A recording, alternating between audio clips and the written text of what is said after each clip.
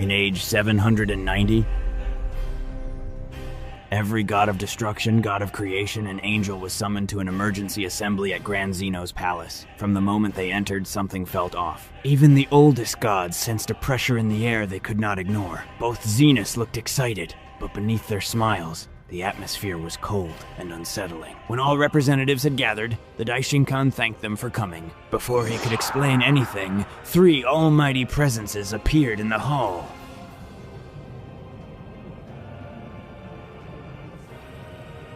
Zarama, Supreme King of Dragons. And that's why the decision has already been made.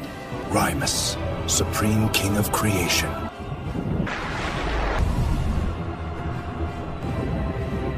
Zabura, Supreme King of Demons. At the peak of the rupture, Beerus pushed the confrontation too far, raising his voice before the entire council. With the chamber drowning in noise, Zabura chose to impose order by force. One snap, Beerus's head exploded before everyone. His body stood for a split second, then collapsed. The shock silenced every god of destruction, god of creation, and angel. Rimus condemned Zabura at once, saying he was out of patience as always. The Daishinkan exhaled, visibly disappointed. While tension consumed the hall, Zeno laughed, amused. Zarama then intervened, rewinding Beerus's temporal state and restoring him in a single pulse of power. Beerus returned in silence, breathing hard, shaken, and furious, but unwilling to continue. The message was clear. Supreme authority ruled life and death. With the chamber finally still, the decisive announcement came. Grand Zeno and the Supreme Authorities would begin a new tournament of power with 2 central goals. The first goal was to determine which universe would officially protect the Super Dragon Balls. The second goal was to evaluate the strongest mortals of each universe and decide whether the current multiversal structure was still enough, or whether new universes might one day need to be created so those beings could serve in divine roles. But the Daishinkan imposed one absolute condition. The second goal had to remain secret. No mortal could know they were being judged at that level. If they knew, they would change their decisions, alter their fighting style, and corrupt the true data the authorities needed. Then came the final warning. Defeated universes would not be erased for losing, but any universe that refused to participate would be erased. And any universe whose fighters abandoned the tournament would also be erased. Some gods felt relief. Beerus and Champa did not. They already held the spheres, and now had far more to lose than to gain. The Daishinkan added one final statement. This tournament would have unprecedented rules, to be revealed later, and it would take place in a world built only for this event. An arena designed to withstand power far beyond anything ever seen. Zarama and Rimus would oversee its creation. Silence fell once more. Each universe received 1 day to choose its team with a strict limit of 5 fighters. The assembly was dismissed. With a single gesture, gods and angels vanished from the palace. Only the 5 supreme authorities remained, watching in silence as a new multiversal chapter began. On the planet of destruction, the sky trembled under non-stop shockwaves. Even with the intensity of the fight, the damage stayed contained, as if all 3 Saiyans were still holding part of their power back. It was training, but not light training. It was pride against pride. Saiyan pride. Goku, Vegeta, and Broly fought in base form, perfectly balanced, exchanging high-speed blows without pause. Vegeta landed on Goku. A second later, Broly hit Vegeta. Right after that, Goku struck Broly. Using the opening, Goku fired a Kamehameha at the larger Saiyan. Broly was caught, dragged by the blast, and smashed into a mountain. The explosion lit the horizon. Vegeta used that exact moment to rush Goku with a rapid barrage. Goku was cornered and forced to take multiple hits. Vegeta ended the sequence by planting both hands on Goku's abdomen and releasing point-blank energy, blasting him into the ground. Broly came back immediately and attacked Vegeta head-on. At first, Vegeta held the advantage through technique and combat IQ, but during the exchange, Broly began adapting to Vegeta's rhythm. Little by little, the momentum shifted until Broly was the one applying pressure. Losing ground, Vegeta ascended to Super Saiyan Blue. The shift was immediate. His output stabilized at a higher tier, and control returned to his side. He drove Broly back with heavy, precise strikes. Goku jumped in and also transformed into Super Saiyan Blue. The battle remained 3-way, with momentum changing every few seconds. Sometimes 2 clashed directly while the third entered from a blind angle. It was still training, but now at a clearly more serious level. Under pressure, Broly released a strange energy. His eyes turned yellow, his hair gained a green tint, and his own Super Saiyan Saiyan variant erupted violently. From that point onward, he took the advantage back with far more aggression, landing brutal combinations on both Goku and Vegeta. Refusing to be surpassed, Vegeta advanced to Ultra Ego. For a short stretch, he controlled the battle and forced Broly backward, with increasingly destructive attacks. But as before, Broly evolved mid-fight.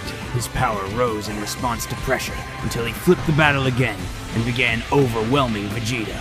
At the peak of that reversal, Broly landed a monstrous strike and slammed the prince into the planet's surface. Seeing the shift, Goku activated Ultra Instinct with a single objective: contain Broly. His auto-dodge became a real obstacle. Unable to land clean hits, Broly pushed his speed and force even higher. Fueled by rage, he leaped again and reached legendary Super Saiyan 2, pressing forward even against Ultra Instinct. At that stage, Broly's pattern was undeniable. His growth seemed limitless, but his control was not. The more pressure he faced, the stronger he became to answer it. And the stronger he became, the harder it became to restrain his own ki. Vegeta returned to the center of the clash even stronger, drawing on Ultra Ego's core nature. The more pressure and damage he receives, the more power he can extract. For a few moments, all three fought at near equal levels.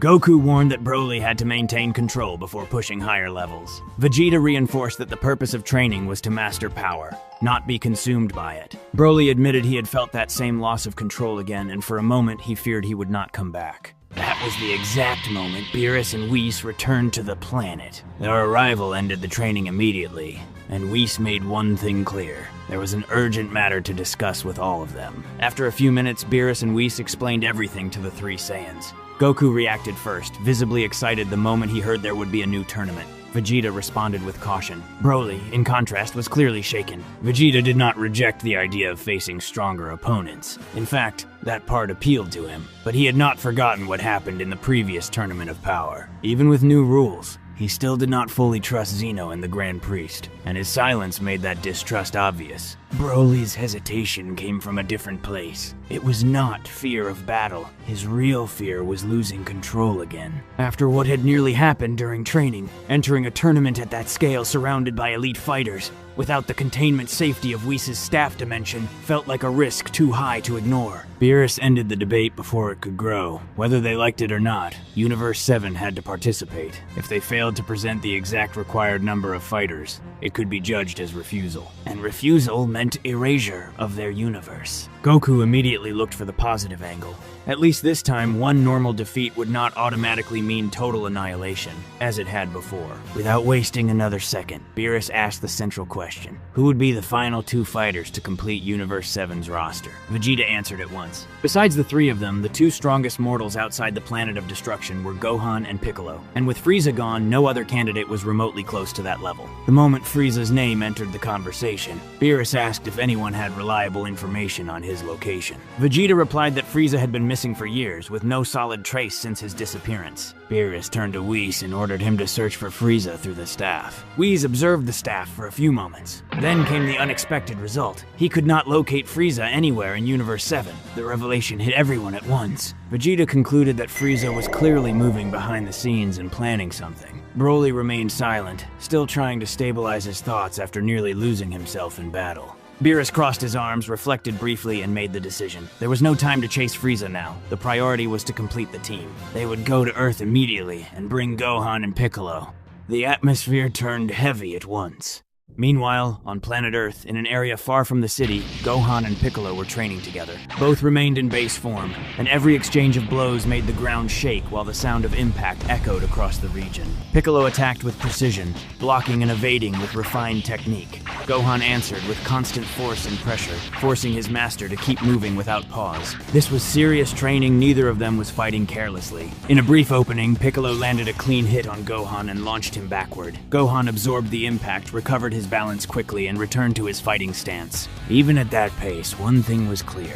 Piccolo had no intention of holding back. In his view, Gohan had spent too long away from peak condition because of routine, and recovering that level required intensity from the very beginning. Gohan advanced again, and the 2 traded rapid attacks in sequence. Piccolo still held the technical edge, but the weight of Gohan's strikes pushed him back several meters. Gohan explained that he had finally managed to get a few days off, and this was the right moment to return to real training, especially with the possibility of going back to Beerus' planet alongside Goku and Vegeta. Piccolo did not respond immediately. He stepped back for a moment, observed his student, and resumed combat. The fight remained intense. Piccolo maintained a technical advantage, but every one of Gohan's hits carried real power, demanding more effort from the Namekian than he let show. After another clash, Piccolo knocked Gohan back with a direct strike. This time, Gohan showed no frustration. He only adjusted his footing and sharpened his focus. Moments later, Gohan transformed into Super Saiyan and surged forward again. His movements became faster, and Piccolo began to face sustained pressure through chained blocks. Soon after, Gohan pushed further into Super Saiyan 2. The pressure rose clearly, and Piccolo started taking direct hits more often. As Gohan prepared another charge, Piccolo surprised him. He slipped out of the attack line at the exact instant, let the strike pass, and appeared behind the Saiyan. Then he extended his arms, restrained Gohan, and began to suffocate his rhythm by force. Piccolo taunted him, saying Gohan should have surpassed that phase already.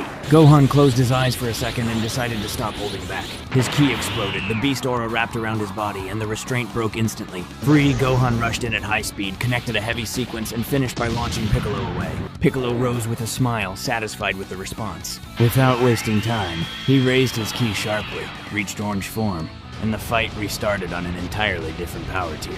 With each collision, new cracks opened in the ground, and the tremors became constant across the area. At first, Piccolo still held the edge through experience, but little by little, Gohan released more power. The beast aura grew denser, now surrounded by lightning, and the momentum fully turned. Gohan began dominating, driving Piccolo back until dropping him with a direct strike into the ground. Piccolo stood again, satisfied, acknowledging Gohan's growth but making it clear he still had more to show. He prepared to release even more energy, possibly entering another transformation, when a column of light descended from the sky.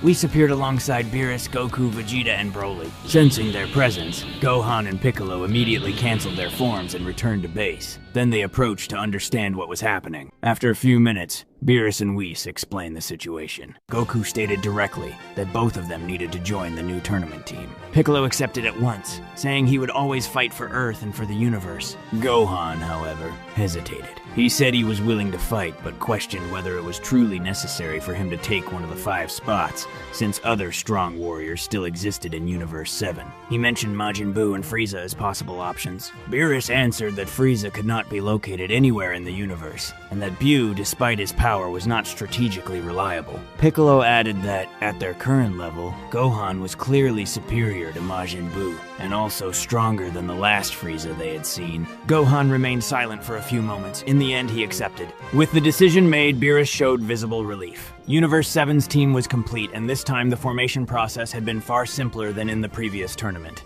Goku, already excited again, wanted to know who the chosen fighters from the other universes would be. Meanwhile, in Universe 6, Hit the legendary assassin was tracking a target in silence, reading every movement with absolute focus. In the middle of the hunt, a voice echoed inside his mind. He recognized it instantly, Vados. Without stopping the mission, he complained about the interruption. Vados was direct. A new tournament of power had been called, and he was one of Universe 6's selected fighters. Hit refused immediately. He said he had multiple active contracts and a full schedule. Vados insisted. Beyond saying the universe needed him, she added one decisive point. Champa would pay 10 times more than the total value of all Hit's current contracts combined. Hit stayed silent for a few seconds, then accepted. He would postpone his other commitments for one day. Vados thanked him and told him to meet her as quickly as possible. As soon as the exchange ended, Hit stopped time for an instant and eliminated the target with a single strike. When time resumed, the body dropped to the ground and no one nearby understood what had happened. On planet Sadala,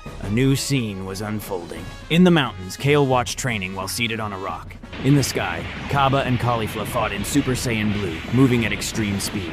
Each collision sent shockwaves through the area, cracking the surrounding stone. Their levels were close, but Caulifla fought with greater aggression and kept Kaba under constant pressure. Kaba tried to slow the pace, reminding her it was still training. Caulifla refused to lower the intensity. In her view, 10 years had already passed since the last Tournament of Power, and Sadala had to be ready for any threat. Kaba understood. He steadied his stance and said he would never let their planet be caught unprepared again. Before the fight could continue, both stopped at once when they sensed familiar presences. Champa and Vados had arrived. Champa looked over the destroyed field, liked what he saw, and made one thing clear. That level of training would be necessary for what was coming. Meanwhile, in Universe 11, Toppo, Dispo, and General Casserole stood on a devastated planet after a mission. The ground was covered with defeated creatures, and remnants of dark energy still drifted in the air. Dispo caught his breath and commented that the mission had taken longer than expected, but they had contained the threat in time. Casserole assessed the battlefield and reinforced that this enemy was no ordinary force. Creatures from the Makai world could have destroyed the entire planet, and possibly put the universe itself at risk if they had arrived late.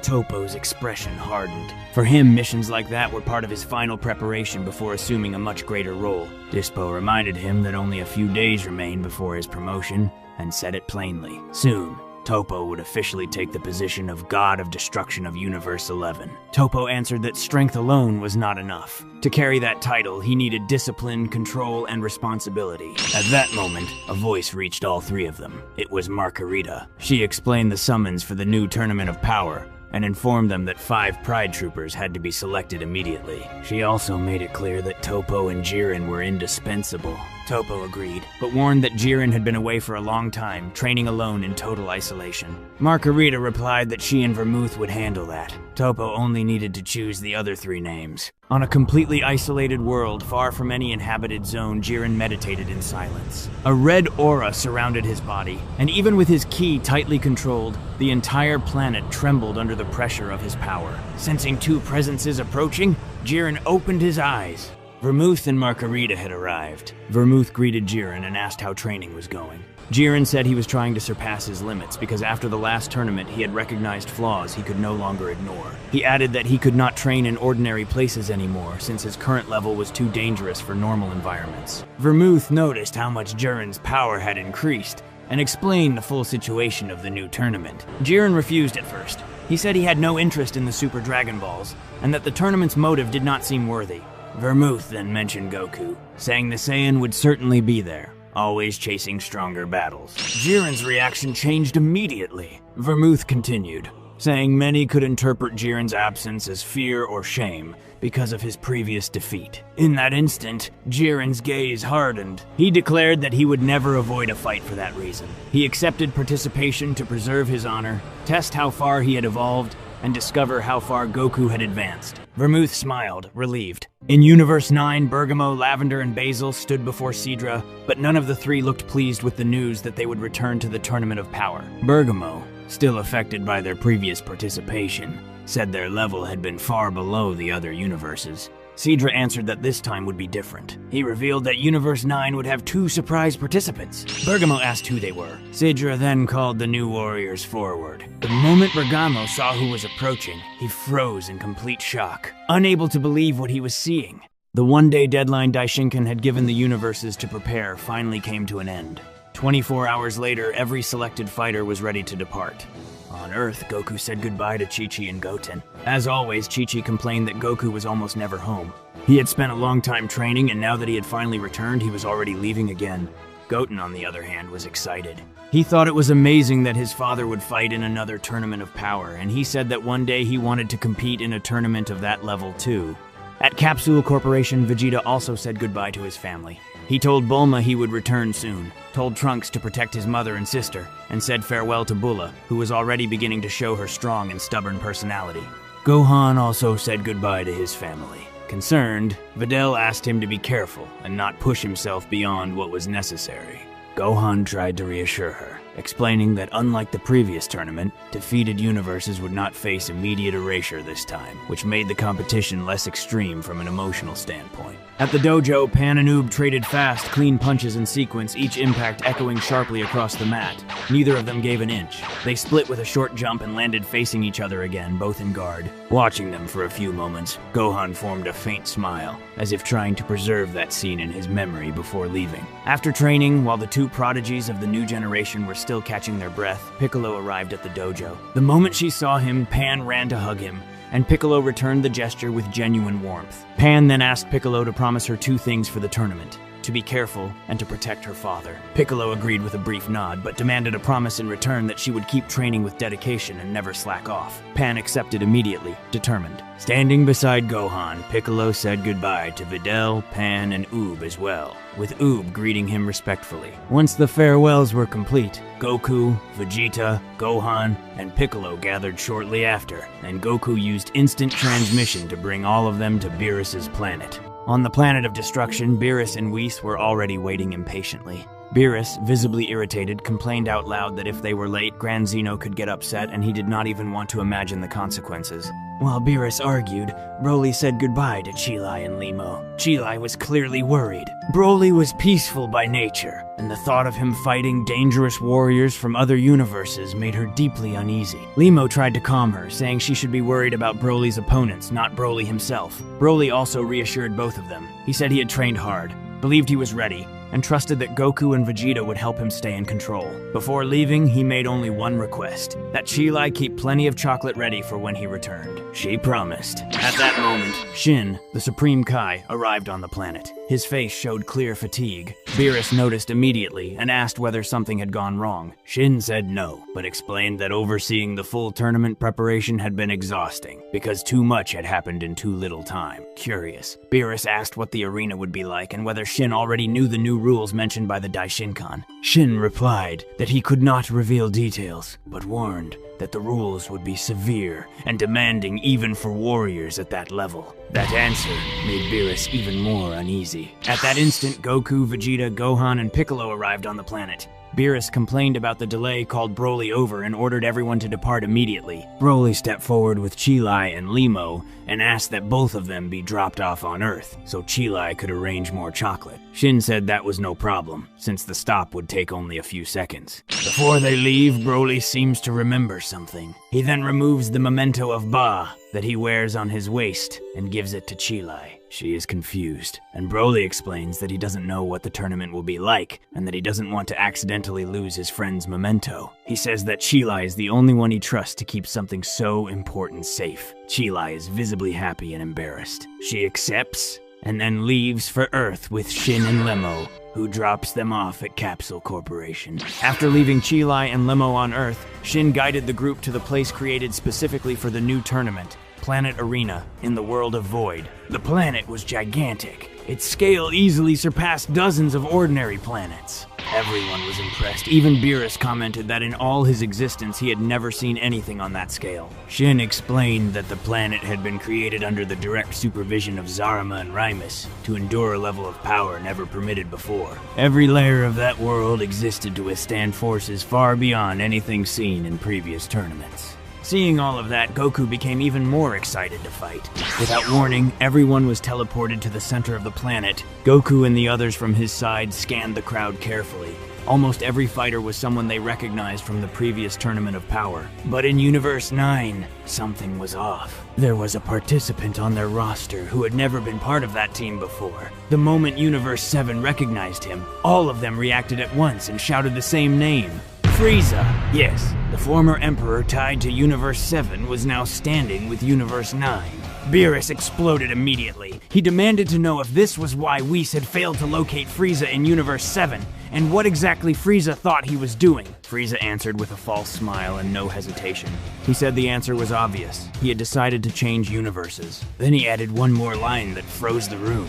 He had not come alone. As soon as Frieza said that, another figure stepped forward. To everyone's shock, the newcomer belonged to the same race. Frieza introduced him directly as Cooler, his older brother. The reaction spread instantly across the gathering. Frieza had an older brother. Where had he been all this time? How strong was he? Only two figures showed little surprise. Vegeta and Beerus, who apparently already knew that Cooler existed.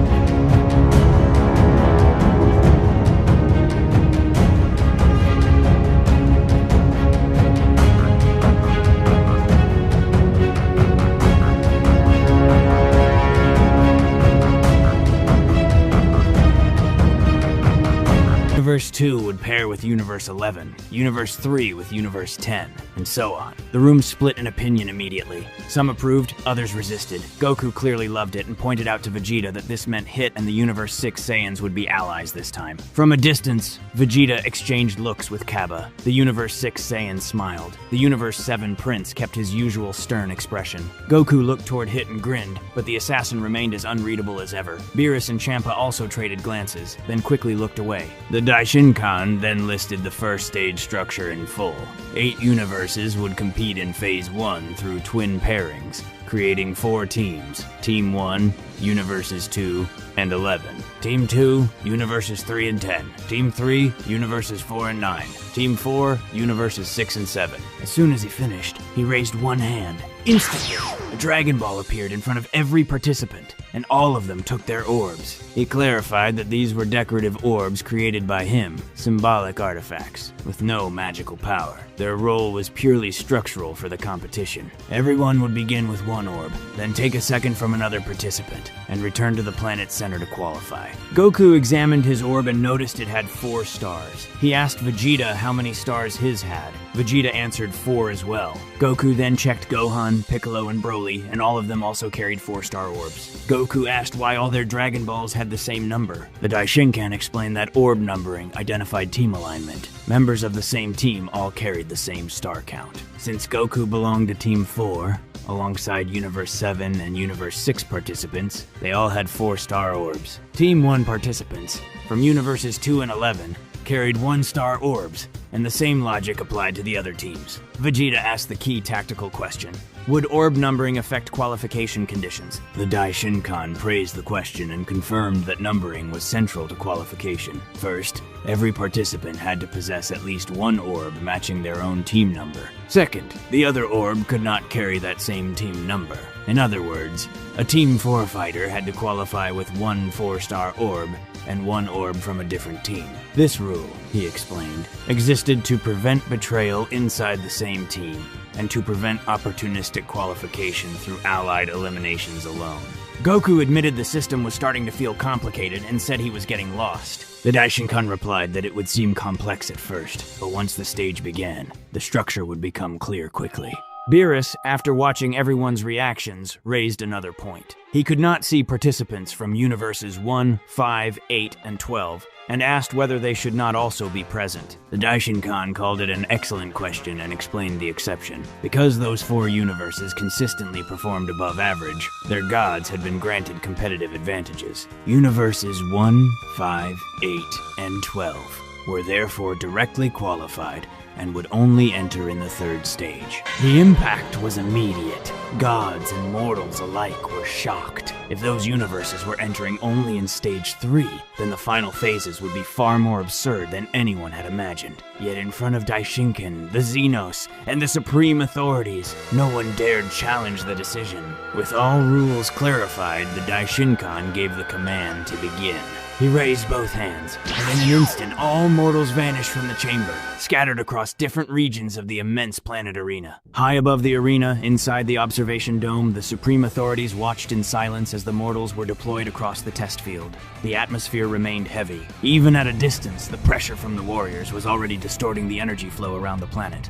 Rimus observed the surface of the newly created world and stated calmly that the structure was stable for now. If power progression continued at that pace, Stage 3 would demand more than material durability. Zarama kept his eyes on the symbolic orb flows and replied that planetary durability was not the primary variable. The critical variable would be ambition. Once fighters realized the true weight of qualification, alliances would break. Zabura formed a discreet smile while looking into the void between platforms and added that when alliances collapse, the real nature of each warrior emerges. At that point, limits stop being technical and become moral. The Daishinkan stood with his arms crossed in silence for a few seconds. Then he declared that Phase 1 should reveal what power alone cannot show.